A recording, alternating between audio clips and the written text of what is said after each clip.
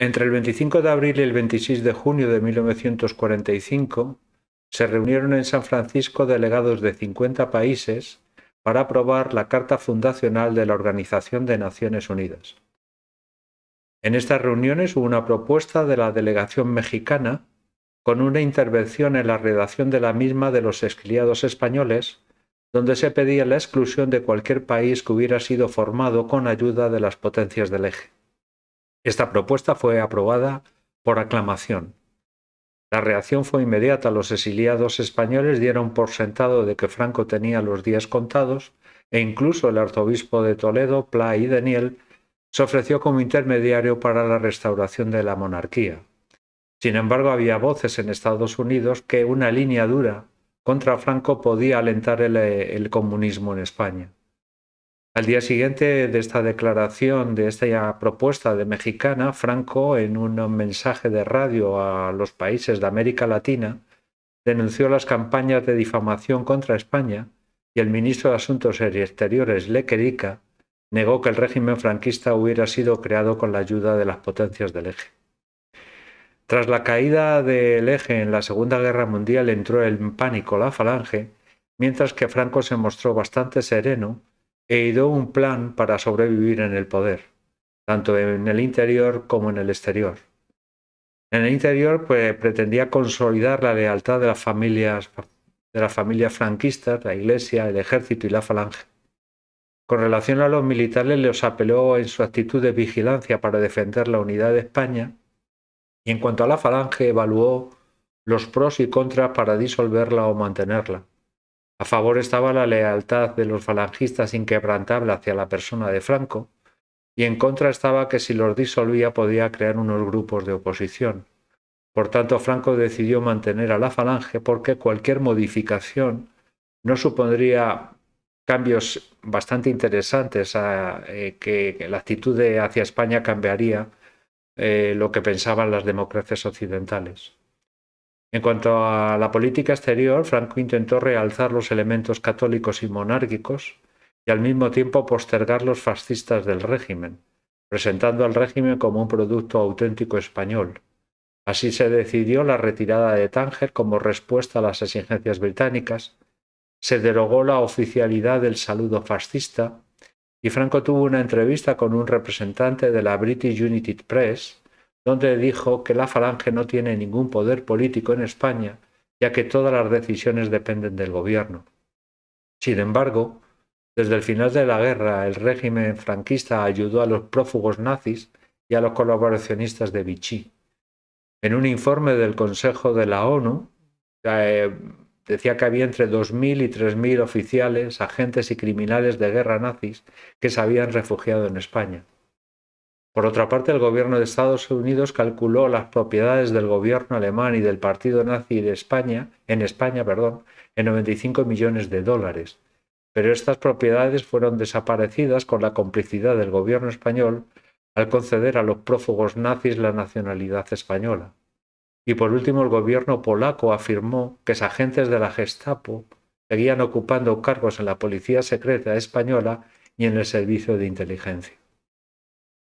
Franco buscó una nueva cara para el régimen bastante aceptable internacionalmente, y este fue el abogado monárquico y católico Alberto Martín Artajo, que tenía muy buenos contactos con el Vaticano. Su primera visión fue visitar a Juan de Borbón en Lausana, y a su regreso el 1 de mayo de 1945, Artajo tuvo una conversación bastante larga con Franco, y éste le ofreció la colaboración de la prensa católica para defender la causa del régimen en el extranjero, a cambio de que Franco se separara de la Falange y evolucionara hacia una restauración monárquica. Franco se negó a disolver la Falange y también se negó a llegar a acuerdos con Juan de Borbón, al que le rechazó por no considerarlo adecuado para reinar, ya que carecía de voluntad y de carácter según su opinión. Pero sí que se comprometió con Artajo a la restauración de la monarquía, aunque eso no implicara el regreso de los Borbones. Esa restauración llegaría cuando él lo decidiera y cuando el pretendiente jurase defender las leyes fundamentales del régimen. Siguiendo los consejos de Carrero Blanco, Franco intentaría apartar a los consejeros más radicales de Juan de Borbón y presionar para que Franco tuviera voz en la ejecución del hijo de Juan de Borbón, Juan Carlos, de 8 años de edad. El cambio de gobierno llegó el 18 de julio de 1945 y los ministros más significados con el Tercer Reich fueron sustituidos. Lequerica fue sustituido por Martín Artajo en Exteriores y Carlos Asensio sustituido por Fidel Dávila en Ejército. Los ministros falangistas se mantuvieron, pero con menor influencia. Arres en la Secretaría General del Movimiento, Blas Pérez en Gobernación y Juan Antonio Suances en Industria y Comercio. La primera muestra del cambio de régimen fue la aprobación del Fuero de los Españoles. Como muy bien dicho fueros españoles, se evitó las palabras Constitución y Ciudadanos. Los fueros eran un derecho consuetudinario medieval que eran otorgados por las autoridades, ya sea el rey o el señor feudal, y por tanto eran totalmente ajenos al concepto de soberanía popular. El Fuero de los Españoles recogía una declaración de derechos y libertades como el de residencia y correspondencia, el no poder ser detenido más de 72 horas sin una vista ante el juez, la libertad de expresión, de reunión y de asociación. Pero estos derechos y libertades estaban complementados por otras normas de menor rango que fijaban una serie de límites, y además se podían suspender estos derechos y libertades si se atacaba la unidad espiritual, nacional o social del país. Entre el 17 de julio y el 2 de agosto de 1945, los líderes de Rusia, Reino Unido y Estados Unidos se reunieron en la ciudad de Potsdam. A propuesta de Stalin, dijo que sería interesante romper todas las relaciones con España y apoyar a las fuerzas democráticas españolas en el exilio. Churchill y Truman se opusieron y buscaron como justificación la Carta de la ONU, que se oponía a la intervención en los asuntos internos de otros países. Realmente lo que querían evitar tanto Norteamérica como Gran Bretaña era otra guerra civil y no romper las relaciones comerciales que tenían ambos países con España. Sí que se ratificó en la conferencia de Potsdam la resolución mexicana de la Conferencia de San Francisco, excluyendo a España de la Organización de Naciones Unidas por las características de su régimen y por la estrecha relación mantenida con las potencias del eje. Franco presentó esta resolución de la Conferencia de Potsdam como una obra de la conspiración masónico-comunista dirigida a destruir a España. Desde el final del conflicto, Franco sugirió en varias ocasiones el regreso de Juan de Borbón a España como una parte del lavado de imagen del régimen, pero Juan de Borbón lo rechazó y puso como condición la marcha de Franco. En febrero de 1946, Juan de Borbón se instaló en Estoril y los monárquicos en la península le dieron la bienvenida con una carta firmada por 458 personas. Dentro de estas firmantes había 20 exministros, los presidentes de los 5 bancos más importantes de España, aristócratas, profesores universitarios. En la carta se pedía la restauración de la monarquía. Franco estaba que se subía por las paredes y en el Consejo de Ministros ordenó la encarcelación de todos los firmantes sin juicio previo. Pero varios ministros le frenaron, señalando las repercusiones internacionales que provocaría dicha acción. Entonces, ¿qué hizo Franco? Pues lo que hizo fue buscar una forma de castigarlos de manera individual, ya sea con la retirada de pasaportes o inspecciones de Hacienda o destituciones del cargo. Pero Franco no estaba contento. Franco quería culpar a alguien de toda esta situación y el chivo expiatorio fue el general Alfredo Quindelán, al que se señaló como instigador. Se ordenó su encarcelamiento, pero la mediación del general Dávila, debido a la edad y la mala salud de Quindelán, no creía conveniente su encarcelamiento y Franco accedió a que fuera exiliado a Canarias. Esta medida hizo efecto y nadie más protestó. Franco propuso a Juan de Borbón una reunión en España, pero esto lo rechazó, siguiendo los consejos de sus asesores, lo que enfureció todavía más a Franco, que rompió relaciones definitivamente con Juan de Borbón, ya que según él estaba fomentando una conspiración monárquica.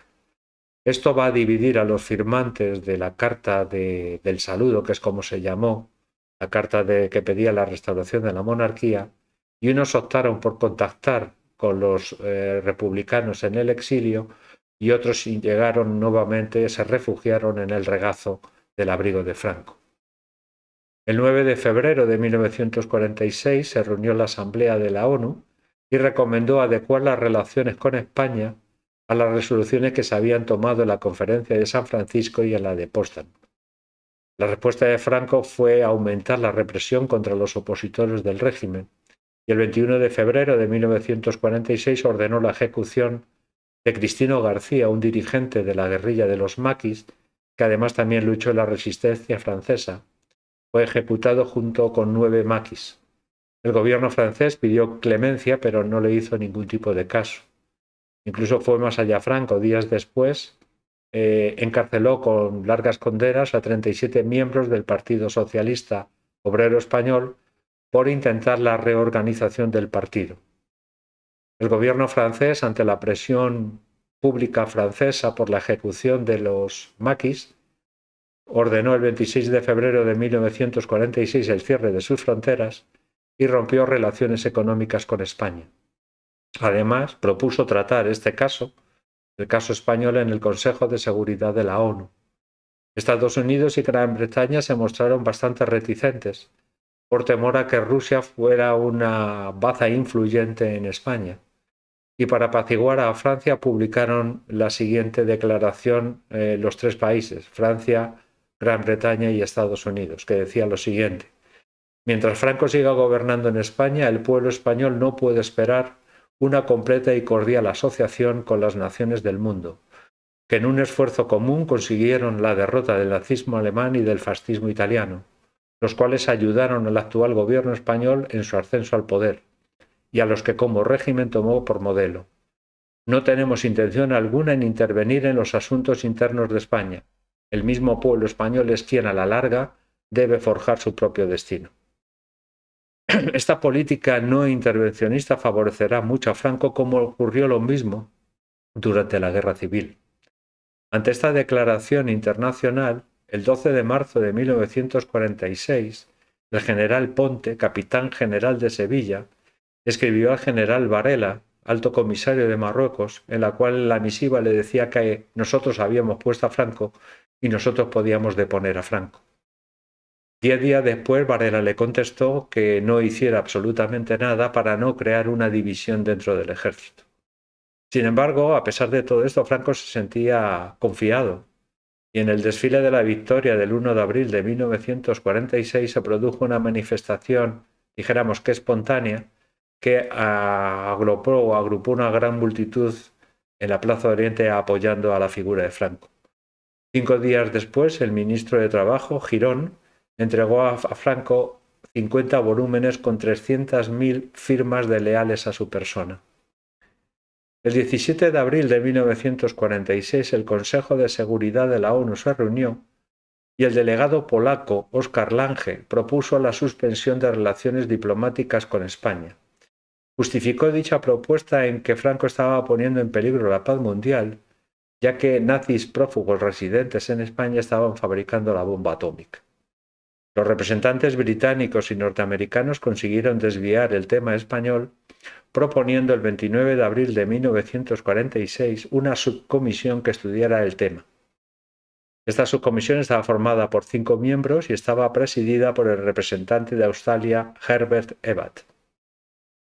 Como respuesta a las acusaciones, el 14 de mayo de 1946, Franco, ante los procuradores en Cortes, negó la existencia de un problema político en España, calificó de estúpidas y maliciosas las acusaciones en las que le califican como un dictador y negó haber subido al poder con la ayuda del Eje, refiriéndose a la ayuda de Alemania e Italia en la Guerra Civil como una gota en medio del océano.